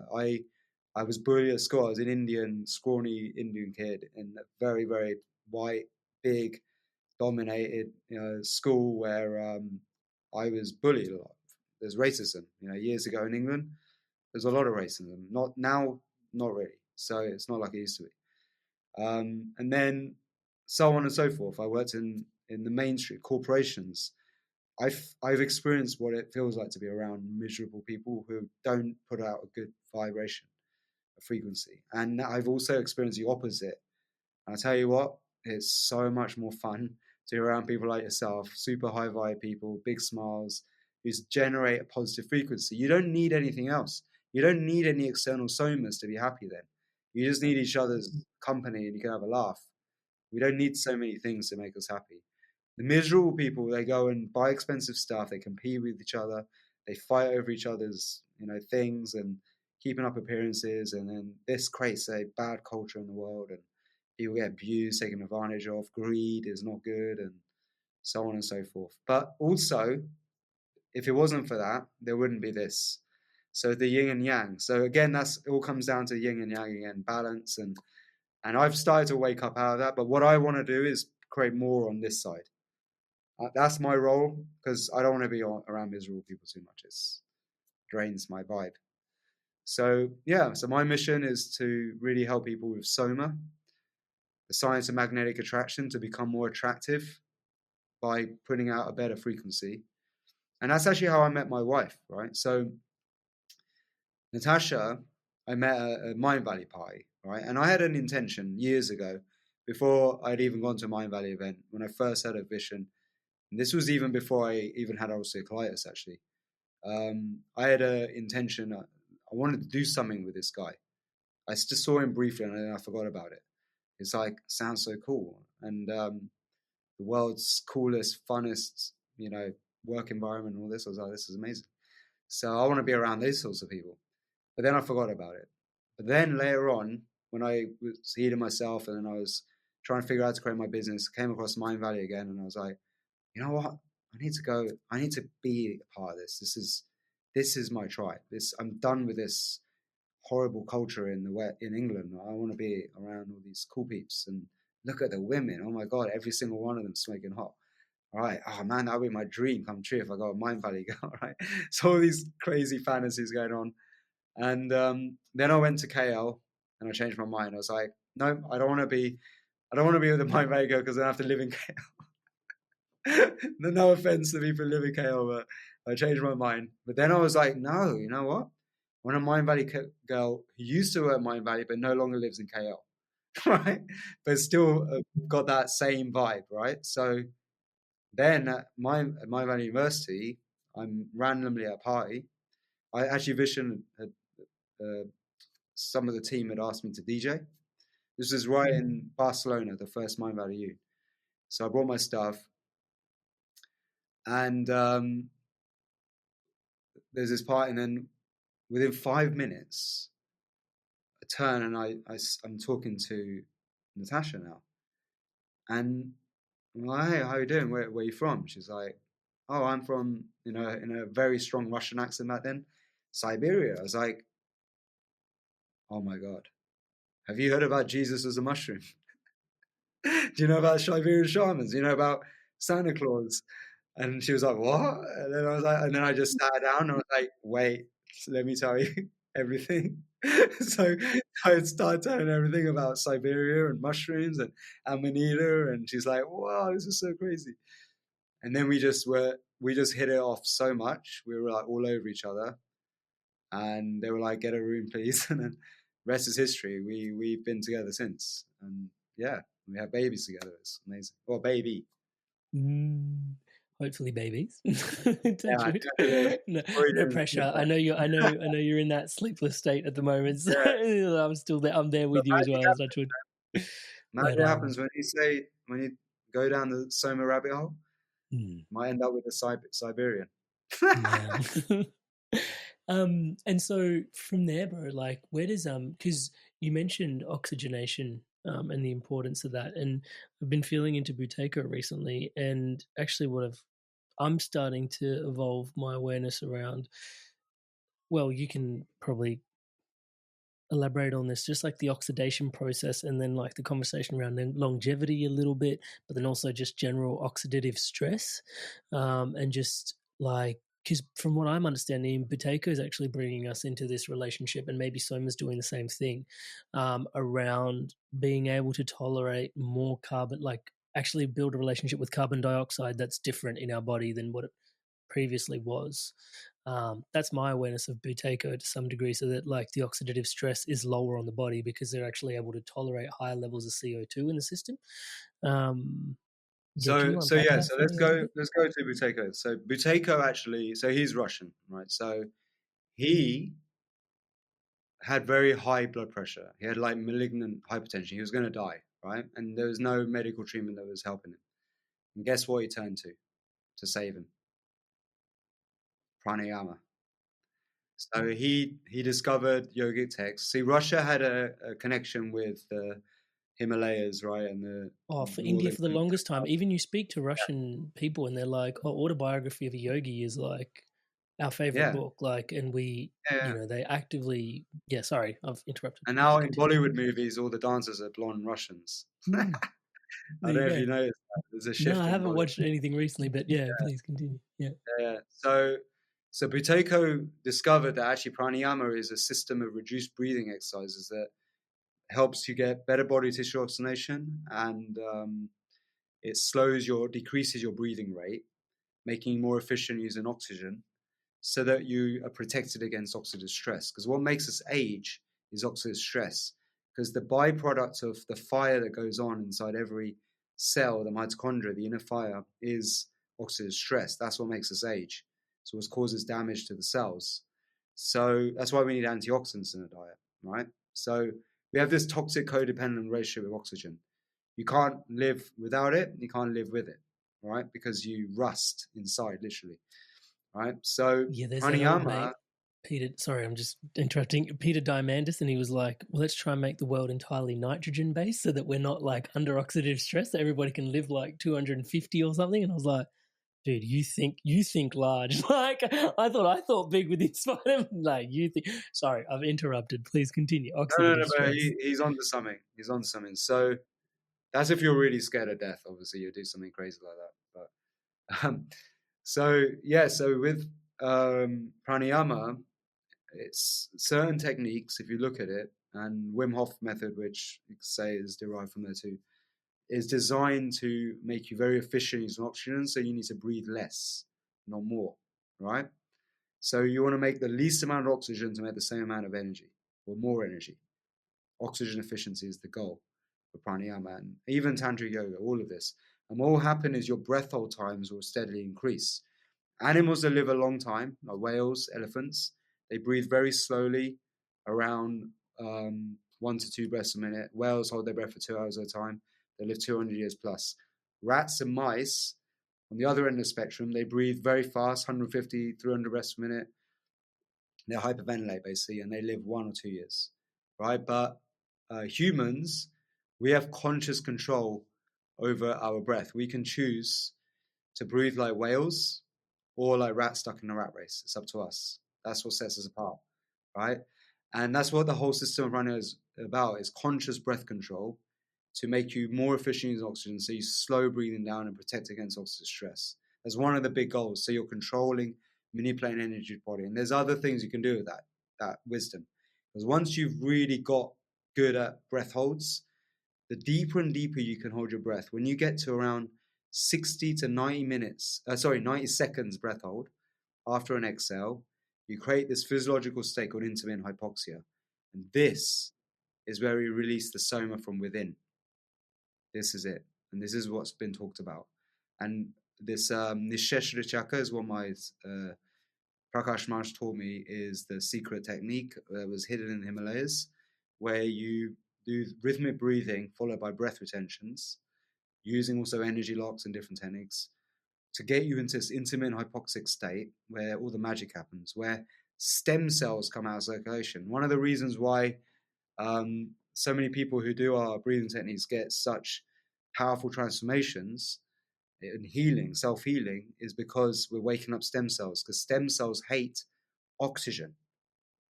They hide in the body where there's low oxygen, hypoxic niches. So when you lower the oxygen systemically for a brief period, we wake up the stem cells. They come out to play, and they go to areas where there's inflammation, and they lower the inflammation. Is that what hypoxic means? Low oxygen, hypoxic, low oxygen. Sorry, please continue. Hypoxic. Yeah. Intermittent means short period of hypoxia, like episodes of it, right? So they have machines already that do all this, that simulates going up to the top of the mountain. Because let me tell you about environments now, oxygen environments, and why they create machines to mimic certain environments. Because what they discovered, like hyperbaric chambers and stuff like that. Not quite hyperbaric. Okay, different. Sorry. Yeah, please. Sorry, hypoxic chambers. No, that's right. So basically, in the Mexican Olympics, which was done at high altitude in 1968, people were just smashing world records. So they were wondering why, what's going on. So they realized that there's something that happens when you train at high altitudes. You climatize to a low oxygen environment because the oxygen level is thinner, and you become more efficient using the oxygen. So you get this burst of power, right? And what they realized was that when they took athletes up to train at high altitudes, when they came back down, they felt better generally. And then they started taking sick people up and bringing them down, and they got better. So they're like, well, let's simulate what's going on. Low oxygen, high oxygen, low oxygen. They came up with these therapies using machines called high altitude training, right? Or intermittent hypoxic training. And now IHHT. And then they found that stem cells wake up and all of this. And actually in stem cell clinics, low oxygen is one of the ways they activate stem cells to use, right? So there's all these machines, therapies, all these treatments that exist now using machines. But the yogis figured this out a long time ago, because Bhastrika, fast breathing, followed by breath holds on the exhale, Antara and Baya Kumbhaka, also does the same thing. Because when you breathe out CO2, large amount of CO2, for a brief period, right, it allows you to hold your breath remarkably long time, like 3 or 4 times longer than you normally can, right? So when you get to about 60 to 90 seconds, you start to lower oxygen. And that low oxygen, right, also, when you train and do it for a long enough period, and you go really deep into that low oxygen state, you actually release DMT, because DMT is used, and there's been studies that show DMT comes out to play to stabilize and support cells in low oxygen environments, right? And that's why maybe DMT is associated with death when you die and near-death experiences, because at that point, usually there's very low blood supply to the brain.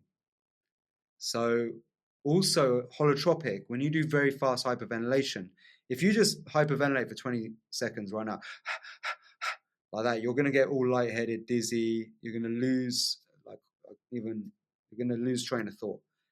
What's happening is you're getting less oxygen to your brain, not more. Even though you think maybe that deep, heavy breathing gets you more oxygen, it's not true. You actually get less because you breathe out CO2. This is what Buteyko figured out. And CO2 is what's needed in the body, in the bloodstream, to get oxygen off your blood cells into your body tissue cells. So without the right amount of CO2 in your bloodstream, and over-breathing, hyperventilation, stressful breathing, reptilian brain breathing, actually means you over-breathe, hyperventilate. You breathe more than you need to. You get rid of CO2, and then the oxygen gets stuck to your red blood cells, and that causes more stress on the body and the nervous system and the arteries as well. You get plaques, inflammation, right? So, and the blood pressure goes up, right? So, but when you raise CO2, right, to the right balance, oxygen rushes into the cells, and you get more efficient oxygenation. So you need the right amount of CO2. So what cured Buteyko of heart disease or high blood pressure was CO2. You could say replace prana for CO2, because without CO2 there's no life force.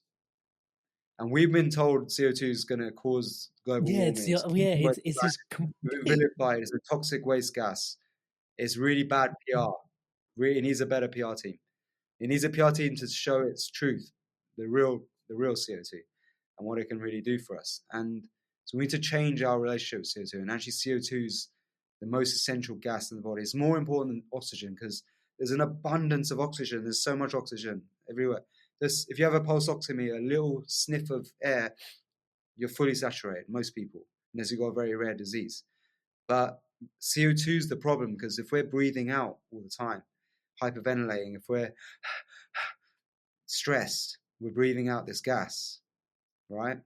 And that's what's causing the low body tissue oxygenation and the dumb brains that a lot of people have got these days, where they're not thinking straight because they're not getting enough. Isn't that really profound, bro? Like the fact that, because like you said, the PR team, like we assume, or just the awareness is so oxygen in, and it's like the whole dance is about oxygen. But as I'm hearing from you, it's like oxygen is part of it, but really the game's all about CO2 and how the pressure of CO2 in your system then infuses oxygen deeper into your cells and your mitochondria, and the ability to then actually, and this is where it comes back to oxygen efficiency. That's a complete rewiring for the mind to settle into. Yeah, wow, you just blow my mind, actually. Yeah. It's so fascinating, right? Yeah. And so from here, I guess the natural, now that we're in this inspired space, it's always a great place to now say, okay, if we want to go deeper and we want to actually experience this, Soma, the best place for us to connect to a practice. Obviously, your Instagram is full of stuff that we can check out, more things around what you're up to in the world. But how do we actually do some, like, I know there's some YouTube videos on Soma breathwork, which I personally love. But yeah, any other recommendations that you've got for how we can connect to Soma and go deeper into breathwork there? Yeah. So, well, I have a book coming out, Breath Works. It's a play on breathwork.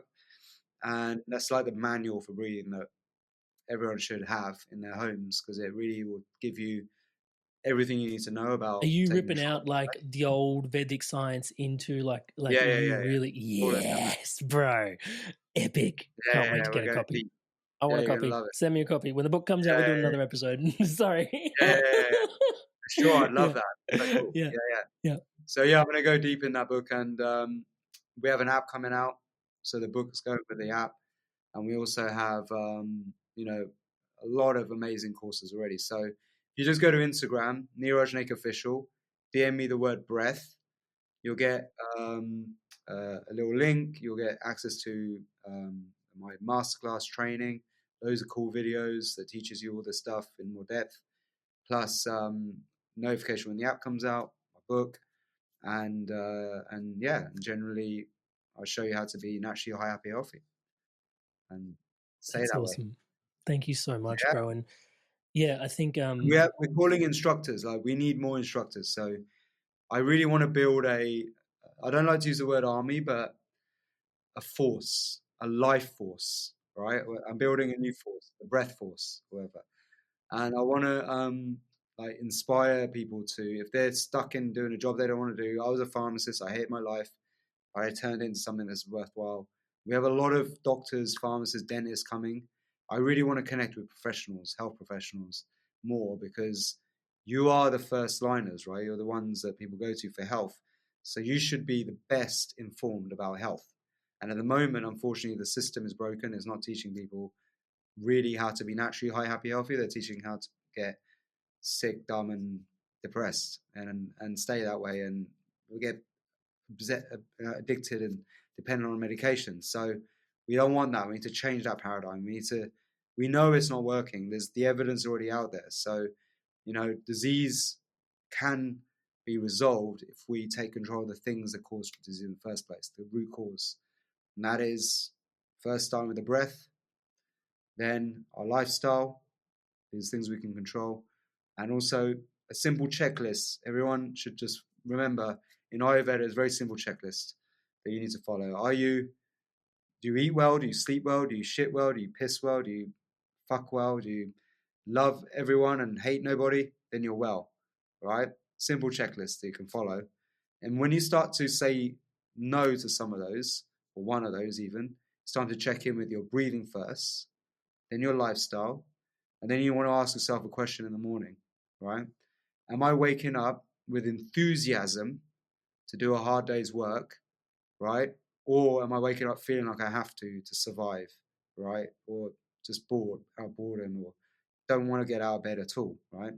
Or are you waking up wanting to really be, and are you waking up wanting to be really enthusiastic, to be kind and compassionate to others? Or are you just doing this to be not like faking being nice, just to get on, just to kind of fit in? You don't really feel like you belong, right? So the moment you answer no to those questions, that's chronic stress about to kick in. So use these little checklists to see when things are off balance. And then we have an entire school system that will show you how, when you start to feel symptoms, it's based on the Ayurvedic system, you know how to rebalance yourself very quickly. And this will allow you to prevent getting disease in the future, right? Or at least minimize the risks. I'm not saying it's going to completely prevent everything, but at least minimize the risks, all right? And these are things that we can do. It's free of charge. It doesn't cost anything. The breathing doesn't run out. You don't have to go and wait in a queue for months to go and see a doctor. You can take control now, because right now we need to be more responsible about our own lives. This is so important. We're all responsible for our own actions and life. We've given away our power too much to other people. Now it's time to reclaim that power. And so when we're bringing this home, I love that checklist, by the way. I almost want to get the team to just run it in the show notes, and they can just check as a resource for everybody that's tuning in. So we'll list it out. But also in there, if we're feeling in the morning, let's just say as an example for those that are tuning in, that you wake up, and obviously it could be something significantly more systemic that requires a bit more, looking into. But I guess I am looking for a bit of can you support us with a bit of a patch, maybe even like, what would you recommend? So you wake up, you're not feeling enthusiastic, which I imagine is more the majority than the norm, to be honest, given the state of the world that we live in, touch wood. But is it, then do we find our way to like a morning practice of Soma breathwork? Is that what you're supporting? Please. Yeah, I have a routine, like, which is very simple breath awareness practice. Checking in with the best health tracker of all is your breath hold time. So we teach you how to do this morning breath hold time, where you measure your length of breath, hold capacity. After an exhale, a normal inhale, normal exhale, hold your breath, see how long you can hold your breath.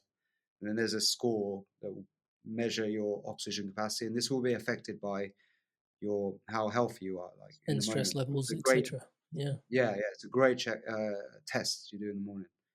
Then you do the morning practice, and we have a breath awareness exercise. I have this routine I've developed that is rhythmic breathing, breath holds, and humming. Humming produces the miracle molecule in great amounts called nitric oxide, antiviral, antibacterial, antimicrobial, anti-inflammatory, it's antioxidant, does so many things. Nitric oxide. Remember, nose, the first two letters is NO, nitric oxide. NO, not right? nitrous oxide. Sorry. So nitric oxide is only produced through the nose, nasal breathing, right? Or no breathing. When you hold your breath in various ways for a long enough period, you produce nitric oxide too. So we show you how to make this nitric oxide, first thing in the morning to get your daily dose, and it gives you lots of other benefits. And we show you how to do anaerobic exercise, which is where you can, in just like a maximum amount of exercise a week you need is like an hour, right? Spread out over a week. You don't need to do a lot of exercise. That's a myth. So bringing a little bit of anaerobic exercise is a hack for your mitochondria. It makes it way more efficient using oxygen. And that is exercise where you reduce dramatically the oxygen supply to your muscles and joints and tissues. That's what creates strength, because it forces them under hypoxia to adapt and grow stronger. Because when you take away oxygen for a brief period, the body adapts and gets stronger and more efficient in using it. Same thing with fasting. When you take away food, your body adapts and becomes more efficient at surviving on less calories, right? So that's how you prevent overeating and overconsumption of food and getting fat. Same thing with breathing, going on a bit of an air diet, and also like training yourself to like a breath fast, where you hold your breath for a few minutes, right? Will train you to be more efficient using oxygen. So then you'll have more energy, more vitality, because you're making more energy from the same amount of oxygen, right? So on and so forth. We teach you then different other exercises, yoga, Soma breath yoga, which actually, if you do the whole routine, it makes every muscle in your body more efficient using oxygen. It's the best form of anaerobic exercise or functional isometric training. So we have these routines that we teach people. We call it energized breath meditations. It always begins with an intention, and that we seed the intention with action as well. So have an intention, then we go and take massive action because you have the energy to do it. You have clarity to do it. You go and do it. So you have a great day in the morning. Start from the start of the morning. You go carry on. You're vibing high. You're going to make better decisions because you're naturally high, happy, healthy. You're going to have an epic day. You're going to wake up every day going, I love my life, which is our anthem, our theme song, right? The Soma Breath, we all wear the t-shirts. It's the Mind Valley theme song. So we do all of that right in the morning. And then we have various breath awareness practices during the day. We have coherent rhythmic breathing tracks, because our breath entrainment music technology makes it all fun and easy to do. You just press play, breathe along, and it becomes like an amazing meditative, beautiful experience because the music's so cool, right? So we have all of these. We have an app coming out which will have all of this setup sequence. You just plug in, press what you want, choose what you want, and you get going, and then you're gonna have an amazing life. And then we have courses like the 21-day awakening course is our flagship course. Cambridge University, I haven't even mentioned that yet, have studied and done a whole study on the 21-day awakening journey. And then they went and compared the protocol to Bufo, to ayahuasca, to ketamine, to LSD, and all these other psychedelics. And the research is coming out very soon. They said it's very, very promising. They're going to love it. And now they're going to get clinical approval to do one on PTSD, which is going to be huge. And already University of California are doing a trial on Soma breath.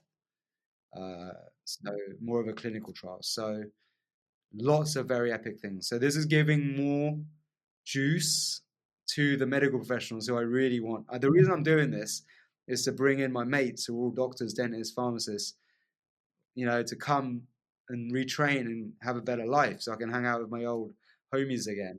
Because otherwise they're miserable as hell. This is like the conversation's gotten, I don't want to say much more refined, but it does feel like that. We've both grown over the last 5 years. The conversation's gotten much more refined, but it's still the renegade pharmacist is what I'm hearing at the heart of it all, bro. Man, yeah. I'm so inspired for everything you're creating in the world, and it's really beautiful to just witness, just how, like we said, bit of a divine intervention in some ways, even though it was, a lot of challenges for the world with COVID, and just watching breathwork really become this medicine of the age, of the times, and just your heart for it, man. Like, I really just want to acknowledge you. Obviously, I can thank you for today's conversation, but it sort of pales in comparison to every single day that you wake up doing this work, trying to promote more enthusiasm into people's life. And man, like, people can probably tell just from this conversation, just how much joy there is, touch wood, just hanging out with you all the time. And that's not just something that's momentary in this particular podcast. Every time I catch up with you, it's always fun, illuminating, insightful, and yet it's just the vibes that you've mentioned has always been present. So I just want to acknowledge you, bro, because it's not, I know from my own experience, you don't wake up every day feeling Mr. Inspired Evolution, and yet when the mission's bigger than you and it's something worth championing, you sort of pull yourself out of the way and you rock up and you do the work. And man, you've been doing it to such a great inspirational degree that I just really want to acknowledge you, bro, for being you. Thank doing you, brother, the way that you do, man. Appreciate it really inspires me as well. Yeah. Inspired. I'll put link. Inspired, inspired means to breathe in. I know. Yeah. It's and also just like spirit, to infuse spirit into it means a lot to me. Aspire means to breathe life into it. So what do you want to breathe life into next? You know what I mean? I love that. Yeah. I'll put links to all the show, everything we've discussed, including the checklist that we discussed earlier, in the show notes below. If you want to get started, it seems like the best way to get started is to venture your way over to Instagram and DM Niraj and say, yo, breathe. Don't say yo, just say breathe. That's just my ad libs. Breath, sorry. Yep. And we'll put all that in the show notes below if you guys want to go deeper. And again, Niraj, thank you so much for sharing yourself so abundantly here today, bro, with your own personal experiences and just all the insights, the science, the spiritual, everything, man, just crossing all the degrees. Can't wait for the book to come out and the app to come out. And we'll keep everybody posted as it does. Thanks again, bro. Respect, bro. Much love. Full power. Inspired Evolution Tribe and audience, you've made it through to the end of another episode. Your inspiration to evolve continues to inspire me, no end. It is such an honor to be your brother walking by your side on this incredibly sacred path. If you loved this conversation with Niraj, here's a conversation we had with Niraj 5 years ago. You can dive deeper into his specific journey and story and understand really what he went through with his physical challenges and his journey of overcoming them and becoming the renegade pharmacist. If you love this conversation, you're going to love this one here as well.